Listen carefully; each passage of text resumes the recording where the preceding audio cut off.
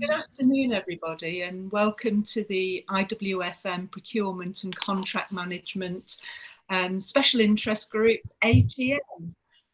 I must say the whole team, the whole committee of the SIG, we were absolutely delighted for how many people registered and are joining us this afternoon. Just a little bit of housekeeping. We are recording this meeting, so if for any reason you don't want to be seen on screen, then if we can ask you to turn your cameras off, and also if I can ask everyone to pop their laptops on mute as well, please. And we'll get started.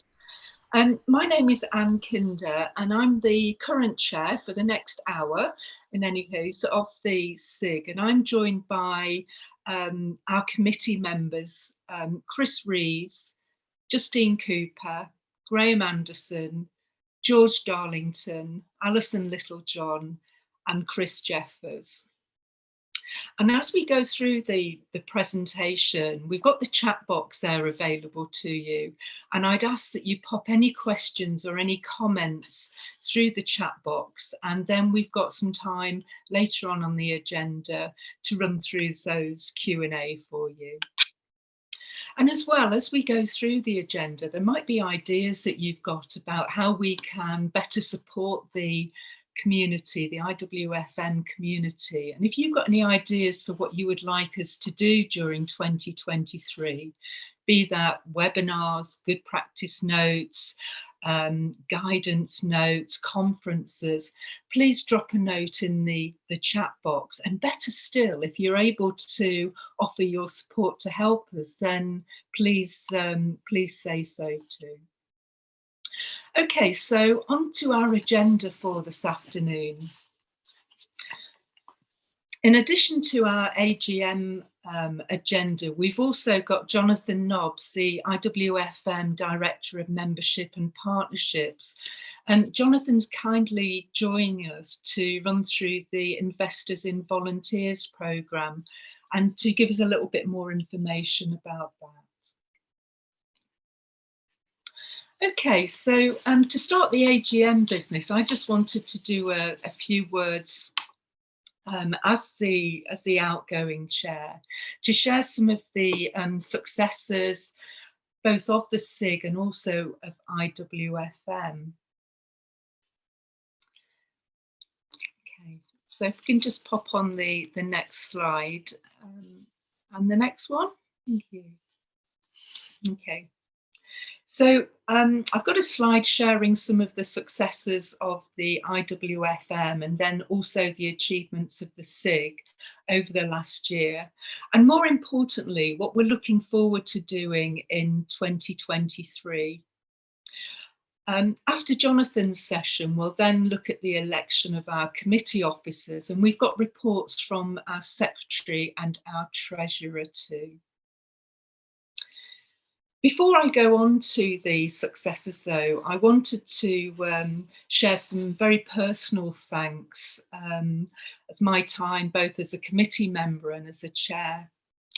First of all, a huge thank you to all of our committee members, both the ones who are with us today and our past committee members as well. Each and every one of you's made a contribution to ensuring that we have really productive meetings and really fun meetings as well, I must say, and also in the supporting of the delivery of our plans.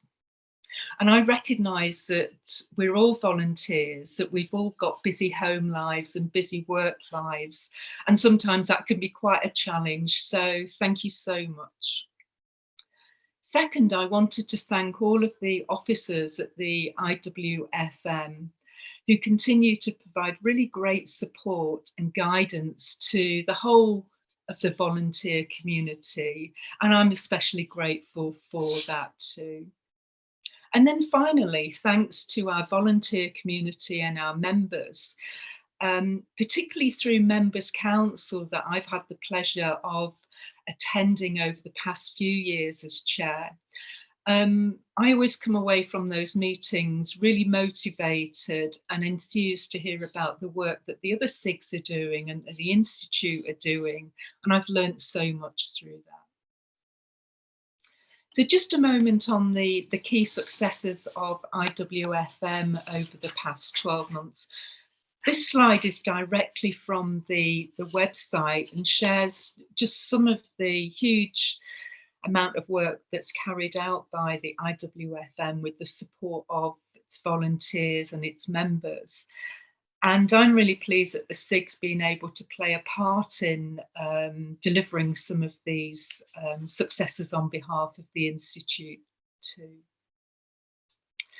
Okay, so in terms of our own achievements over the past 12 months, I've grouped this into two areas. The first area is working together. I mentioned Members' Council, but a few other things where we've worked with other SIGs.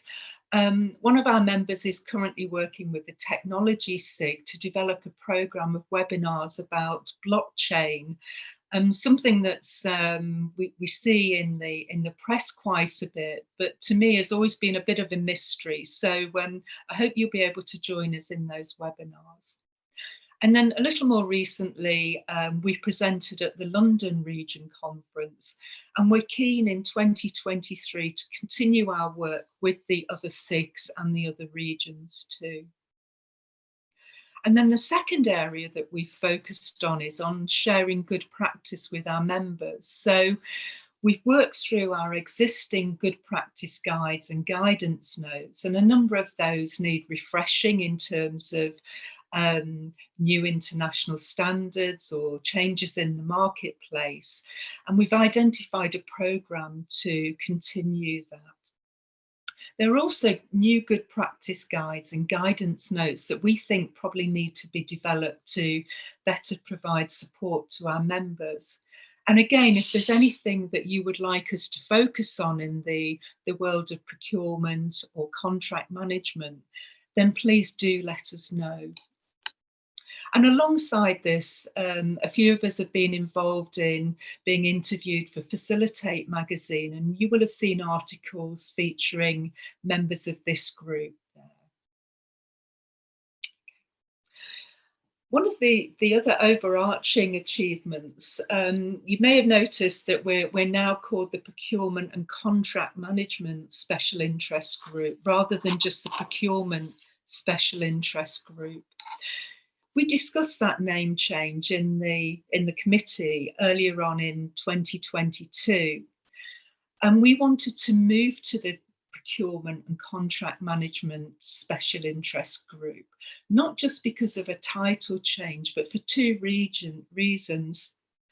First of all, it strategically aligns to the IWFM's professional standards. And then secondly, we felt that it better explains to our members what we actually do. And I'd like to thank the IWFM board for approving that change. Okay, so looking forward to 2023. One of the things we've discussed in the committee later on in 2022 was about recruiting new members. And as I said right at the start, we are looking for further support for the SIG. So if this is something you're interested in, we've got some contact details a little later on in the presentation for you to get in touch. And we're also looking at developing proposals for generating funds to enable the SIG to be self-funded. Justine, our treasurer, will talk a little bit more about that. But it is an opportunity, if your organisation would be interested in sponsoring one of our good practice notes or our guidance notes, please do get in touch about that. We're going to continue working together, as I mentioned, with other SIGs and regions, and continue making a positive contribution to Members' Council. And then we'll continue our work on sharing good practice through the good practice guides and guidance notes. And then we want to identify opportunities to share that good practice with our members, be that through webinars, by attending meetings of the regions or other special interest groups. So that's all from me on looking back on 2022 and looking forward to 2023. I mentioned that Jonathan's here from IWFM to talk to us about work he's been developing in Investors in People.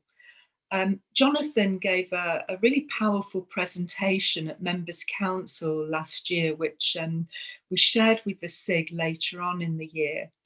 And I was really inspired with this because it really helps focus on why so many of us are motivated to volunteer and why we continue volunteering. So I'm going to hand over to Jonathan now to share his work with you.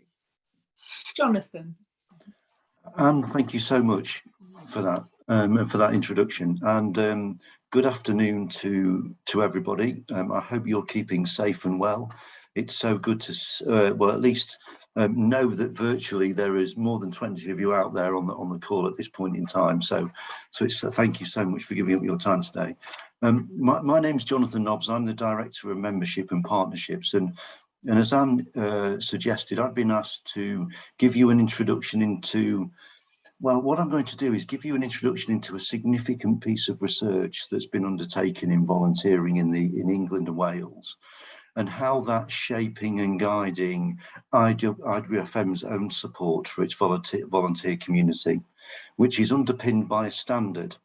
It's a recognised standard called Investors in Volunteers, like Investors in People, but purely focused on ensuring best practice in the way that IWFM supports its volunteers. So first slide, or next slide, please. So yes, if I can give you a bit of context first. IWFM is incredibly fortunate that we have more than 200 volunteers that actively give up their time to support IWFM. And the reason I think they do that is primarily because they've got a deep-seated belief in and passion for the FM and workplace sector. And our volunteers get involved in a variety of activities. Our board, the IWFM board, who are ultimately accountable for the organisation, our volunteers, Members' Council, our strategic advisory body, our volunteers, our regions and our special interest groups and our networks are all volunteers that give up their time freely, either to support on professional development, to provide insight, to provide opportunities to create that network and collegiate spirit that actually is so incumbent on a professional body. So I would like to just take this opportunity just to thank everybody on the committee for the work they do. And Anne, to say to you, I hope you enjoy your last 45 minutes as chair and counting. So this piece of research was undertaken by an organisation called NCVO, the National Council for Voluntary Organisations, and it is the umbrella organisation for the voluntary sector in England. And it is the largest piece of research that's been undertaken into volunteering in a decade, with more than 10,000 respondents who are actively engaged in answering the survey. And what it tried to do was to really get underneath what it is that makes a great volunteer experience. And I'm just going to walk you through those. Some of them are connected, so I'm going to bring a few of those together. But firstly, that volunteering is inclusive, that there's opportunities, that the opportunities to engage in volunteering are open, fair, equitable, and accessible to all, that it's flexible, that people have very busy lives with their families, with their work, with their other activities that they enjoy doing. And volunteering only works when it is ultimately flexible and can fit around other work commitments, but that it's connected. And something that we often hear from our volunteer community is that spirit of camaraderie you get when you're on a committee and you're working with like-minded peers really creates that kind of sense of being connected and part of something. But also that it's impactful and meaningful, that once you've engaged in your volunteering, you're able to kind of look back at what you've done and go, I've made a difference. I had a clear purpose. I was clear in what I had to do. I was facilitated to do it, and I can see the results of what I've done. So it being impactful and meaningful is absolutely crucial for a strong volunteer experience. And finally, that it's fun. That actually we just enjoy a bit of fun when we want to volunteer. So it's this research that's basically shaping the support and the way that we want to create a culture of volunteering within IWFM. And can we go to the next slide, please?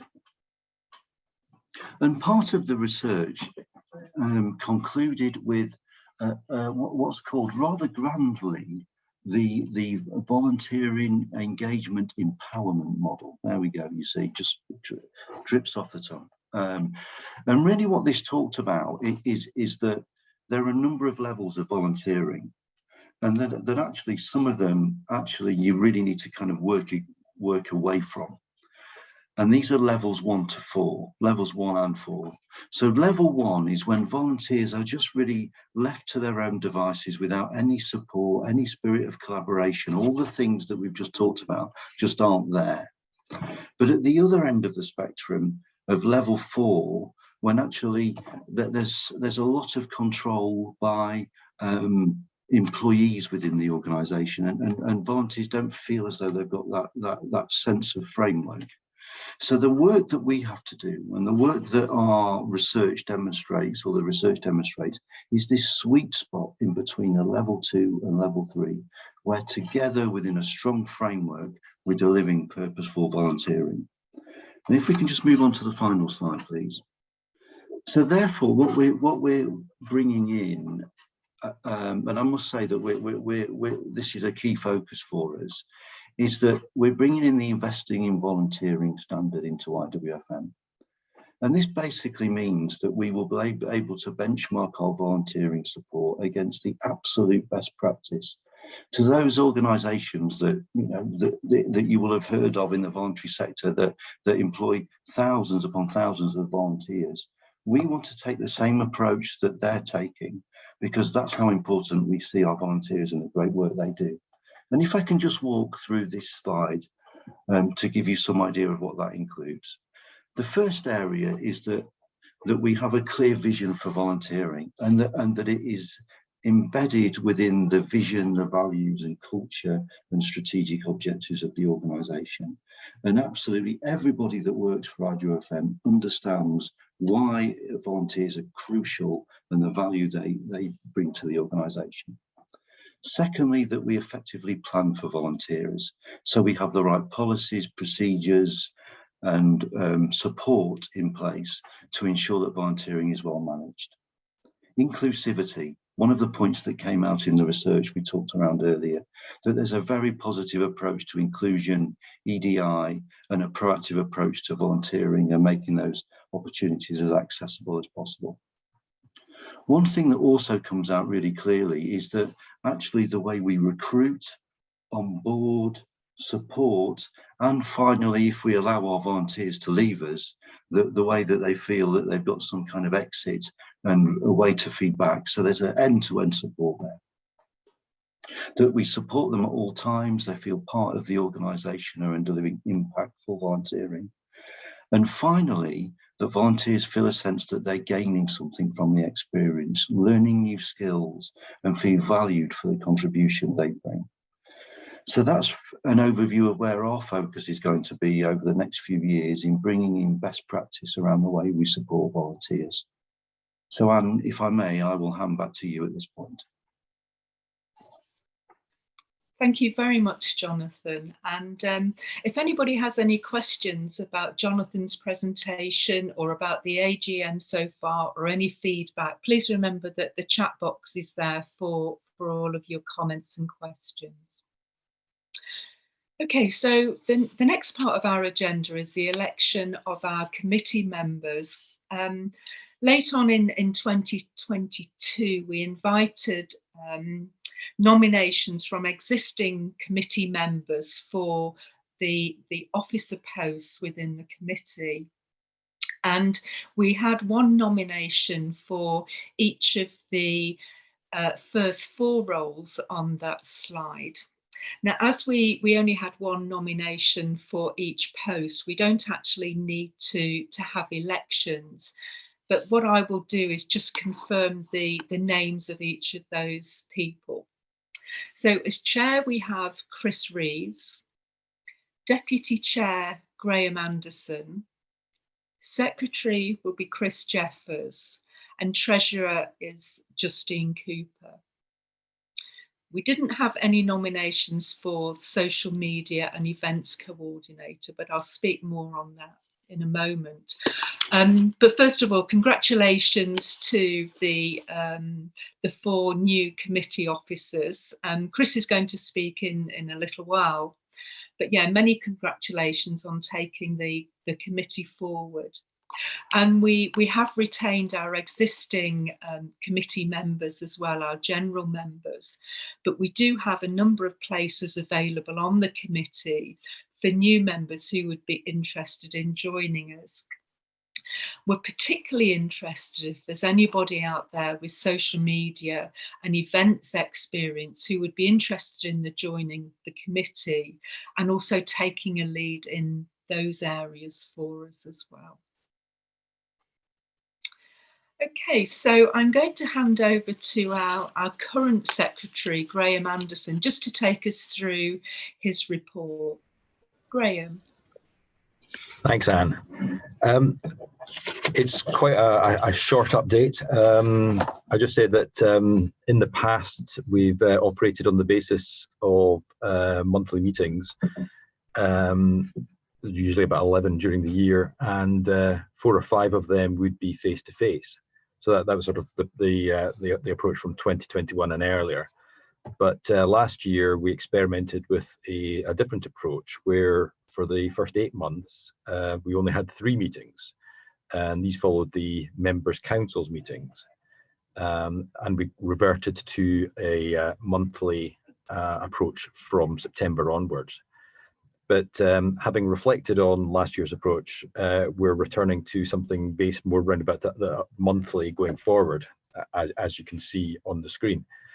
It's highlighted that there will be 4 face-to-face meetings, and we try and spread them fairly evenly across the year as much as possible, avoiding the main holiday periods to maximise opportunities for members to attend in person. These meetings are generally about 3 hours long and on a Tuesday afternoon, and they take place in an office near Blackfriars in central London. While we encourage attendance in person, it's not mandatory, but anyone who doesn't attend in person misses out on the drinks as we all rush for the last train. The online meetings, they also take place on Tuesday afternoons, but are generally shorter, probably about an hour.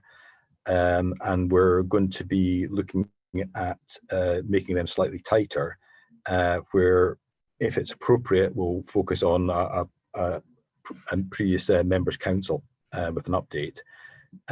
And we'll sort of use it as a way of monitoring progress on work that's undertaken. The formats of meetings, as you'd expect, there's a sort of fixed component, which is reviewing what was discussed at the previous meeting and checking progress against actions and on work that's under development. And then there's also variable elements, such as we've had from Jonathan earlier, where a particular issue might be under discussion or something that's arisen against which we're being asked to make comments, perhaps working with another SIG in that respect. And I suppose the most one of the bigger issues that we had on that was when we ran a conference a few years ago, and that would tie in nicely with the Anne's comment about the vacancy with regards to somebody with event management experience if we were looking to run something similar in the future. That's really all I have to say on that. So I think I'll pass it over to Justine now. Excellent. Thank you very much, Graham. So yes, if you could go to the next slide, please, and I'll just talk through where we are in terms of our funds. And whoever's not on mute, could they pop themselves onto mute? Thank you so much. So as you can see, we carried over some money from 2022. There's some history here, which, as Graham mentioned, we had a conference a number of years ago, and we earned some money from that, which we have used to fund subsequent activities. That's now starting to run down a bit. It's lasted us a little while. So what we're now looking at is how do we raise further funds in order to be able to continue to deliver events. So Anne mentioned about potentially some sponsorship options, and if there is anybody here who has the ability to offer sponsorship, we'd be very happy to have a conversation about that. This is because it then enables us to run more events. So the more money we bring in, the more events that we can run, and we can also then promote the work of the SIG a lot better, so that we can explain about some of the materials that are available if people haven't been able to find those. So we've got the opportunity then to just be a little bit more vocal. But what we'll do with this money is we'll continue to use it through 2023. We're very grateful to IWFM that they have allowed us to carry these funds over so that we can continue to use those. But the goal with this now is really to start raising some funds from our activities in order to fund more activities for our members. So I would really urge you to go to the chat box and put in there any particular things that you'd be really keen to see, whether that be webinars on a particular topic or training sessions or whatever it is that you feel would help you in your line of work. That would be really helpful for us so that we can then make sure that we tailor a programme and cost it accordingly. That's all from me. I will now pass on to the next. Thank you. Right. Thank you so much, Graham and Justine. We now go on to Q&A, and I was just having a quick look in the chat box. There are no questions so far. So what I would suggest is that maybe if people do have questions, they can use the hands up and we can run through questions that way. Or if you prefer, just to pop something in the chat. And that can be questions, anything to do with Jonathan's presentations or about the special interest group. Any questions? And what about if we ask a question back and say, what events would people like to see? Excellent, yes. So any feedback on what topics that people would like to see for events or for webinars or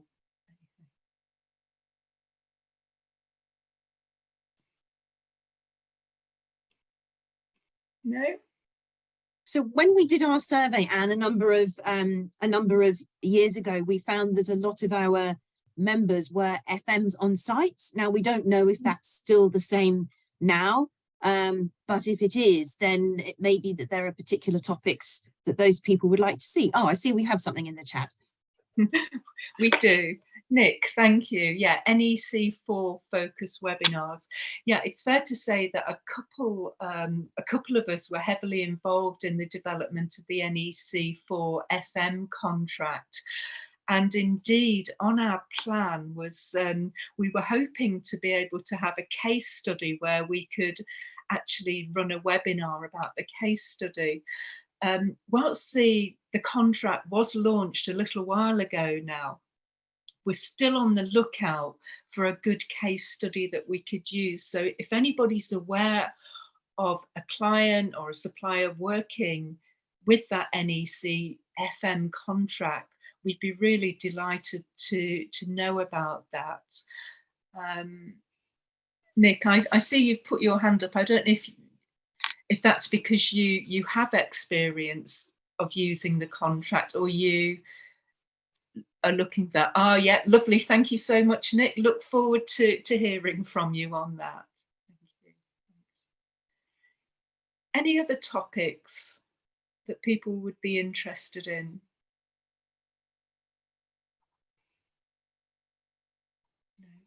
Again, from the work we did on the survey and then the conference that a couple of members have mentioned, a lot of interest in contract management and how to manage contracts and what to do when things aren't going so well. And I know through the IWFM Academy training that's one of the training events that's always really popular.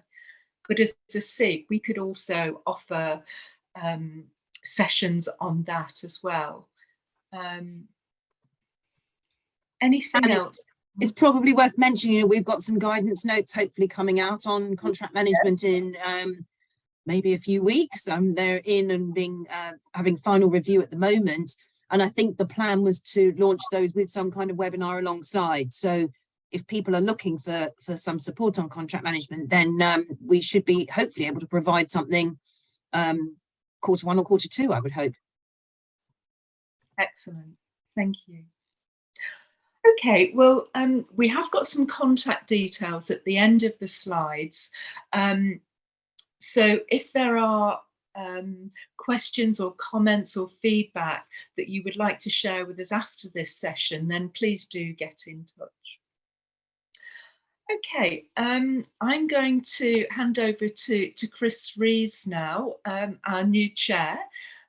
Chris is just going to run through some slides on some upcoming events, some wider events within IWFM. Chris. Thanks, Anne. Well, welcome all. Good to see a lot of faces on the call. Lucy, if you can just flick over to the next slide. So we've got a CPD number from IWFM for those of you who would like that as a point of reference. I'll just give a couple of seconds just to allow people to mark that down. And almost like clockwork, thanks very much for the question, Nick, because the first training session we've got on our crib sheet from IWFM is an introduction to the NEC4 contract. So there's a few upcoming courses here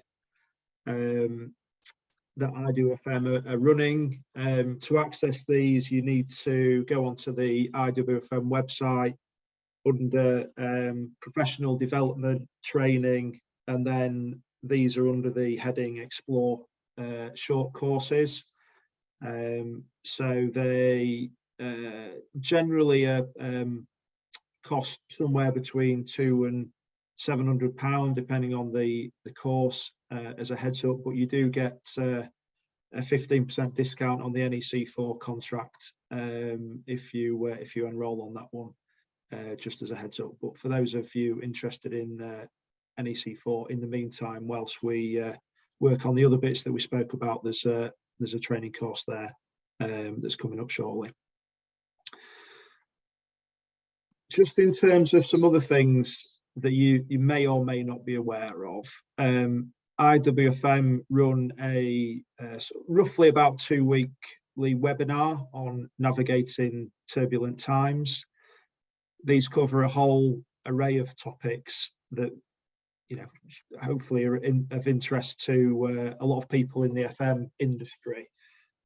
Probably a little bit more informal than a typical training course, and they, you know, cover things as an example, you know, data challenges, you know, future facing workplace. You know, there's one that's been done recently on fire risk assessments.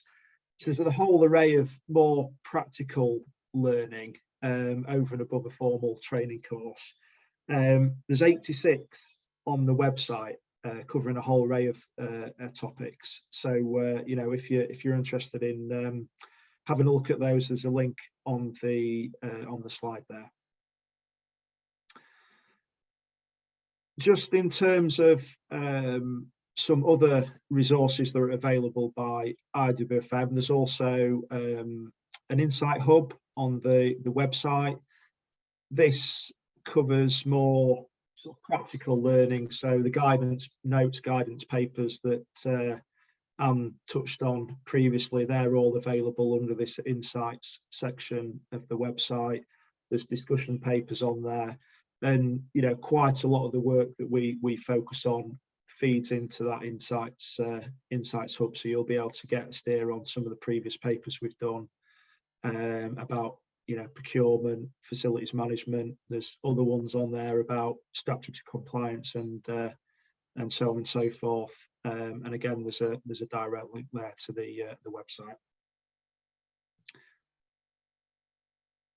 So just covering off any other business then.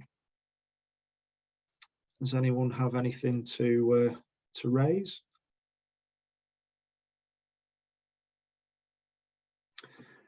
Okay, so I suppose just summing up, and thanks for the introduction, and a big thank you from myself to Anne for her many years of sterling work as chair, been on the committee a number of years, and has had a really big impact on the work we've done, and always been very supportive. So a big thank you from myself, and I'm sure that goes for all the committee members on the call as well.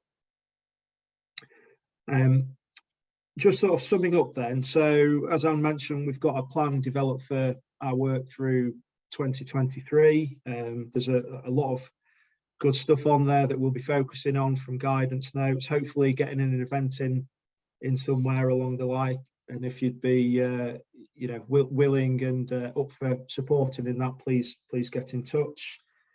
We're still after, you know, suggestions and so on for things to help us improve our focus through this year and beyond.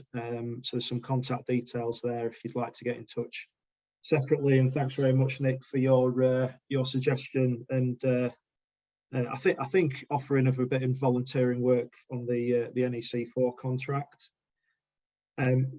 Just to reiterate, we have got spaces on the committee for new members. There's 4 or 5 places on there, as well as the social media and events coordinator role as well. So if you would like to get involved more in the committee, I've been involved probably 7 or 8 years now, and one of the things I've always enjoyed with it is just getting involved in something different outside of my day-to-day work, you know, meeting other industry professionals, you know, in a non sort of work environment, as it were, really.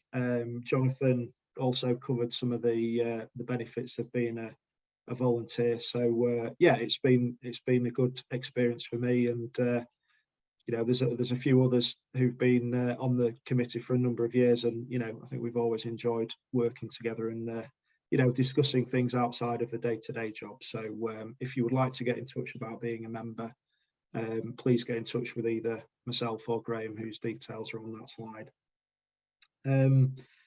But other than that, thanks again for tuning in. Great, we've had a really good turnout again. Thanks again to Anne for being a sterling chair over the last couple of years, and yeah, hopefully we'll be seeing some of you again soon. Anne, is there anything else from yourself just to wrap things up?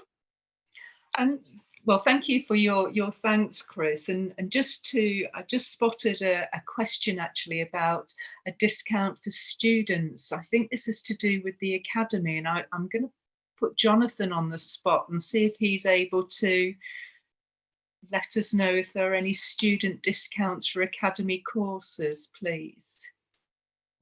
At this point, Anne, in all honesty, there aren't. I mean, we do run discount campaigns through the year, so stay tuned for those. So that is a possibility.